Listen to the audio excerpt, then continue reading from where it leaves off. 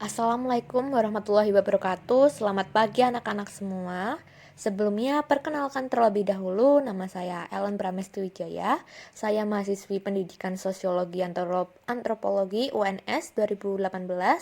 Nah, di sini saya diberi kesempatan untuk mengajar kalian tentang materi pengendalian sosial. Nah, nanti kalian bisa melihat video pembelajaran kali ini. Setelah itu, saya akan mengirimkan teka-teki silang soal TTS yang harus kalian jawab di grup WA.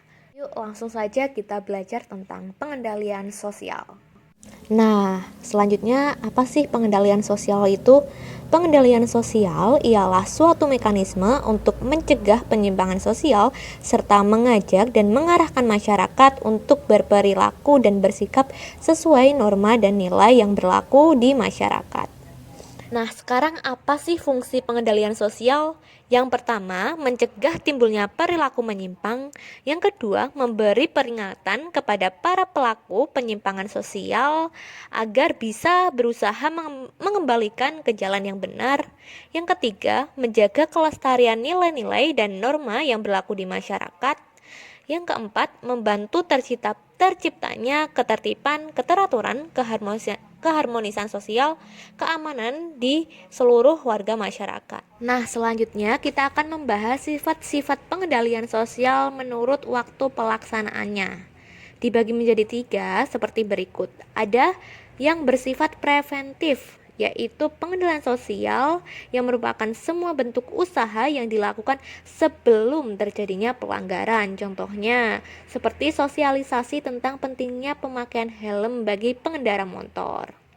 Yang kedua, ada pengendalian sosial bersifat represif, yaitu pengendalian sosial yang dilakukan setelah terjadinya pelanggaran untuk mengembalikan keserasian yang terganggu. Contohnya seperti pemberian sanksi bagi pelanggar lalu lintas yang akan terkena surat tilang jika ia melanggar lalu lintas.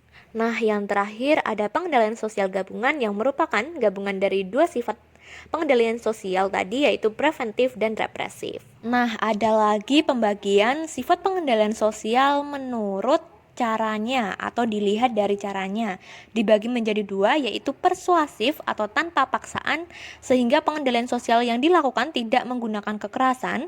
Yang kedua ada koersif atau dengan menggunakan paksaan sehingga pengendalian sosial yang dilakukan dengan kekerasan atau paksaan. Kita lanjut ke cara pengendalian sosial yang pertama. Ada yang pengendalian melalui institusi seperti lembaga pendidikan, hukum, agama, politik, ekonomi, dan keluarga. Dan ada juga cara pengendalian melalui non-institusi dengan melibatkan individu atau kelompok massa yang tidak saling mengenal. Contohnya ada seorang anak yang membuang sampah sembarangan dan tiba-tiba ada seorang ibu yang menegur anak itu agar membuang sampah pada tempatnya. Itu adalah contoh pengendalian sosial non-institusi.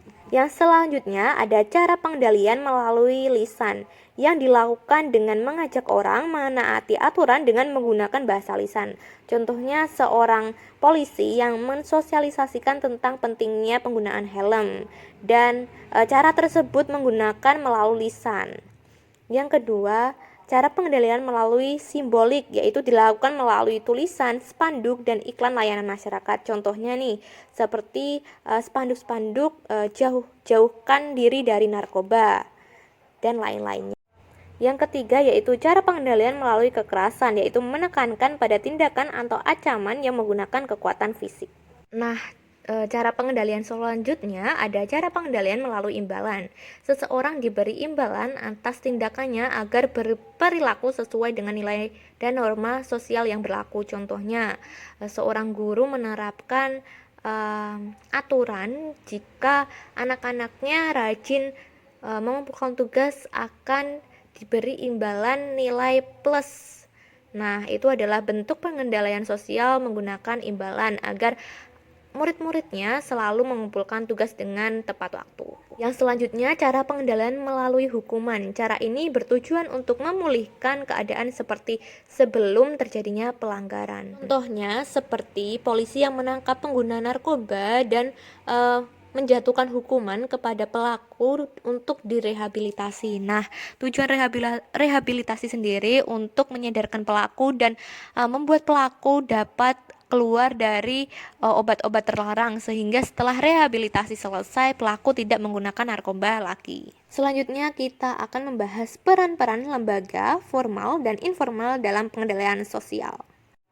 Yang pertama ada polisi, sebagai aparat negara yang bertugas memelihara keamanan dan ketertiban serta mencegah dan mengatasi perilaku menyimpang anggota masyarakat sehingga terciptanya keadilan di masyarakat. Selanjutnya adalah pengadilan yang merupakan alat pengendalian sosial agar seseorang berhati-hati dalam bertingkah laku sehingga tidak terjadi penyimpangan.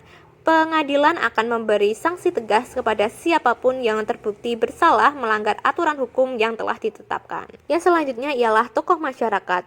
Adalah orang yang memiliki pengaruh atau wibawa sehingga ia dihormati dan disegani masyarakat. Tokoh masyarakat formal akan diangkat dan dipilih oleh lembaga negara dan bersifat struktural, seperti presiden, ketua DPR, MPR, dirjen, bupati, dan lurah.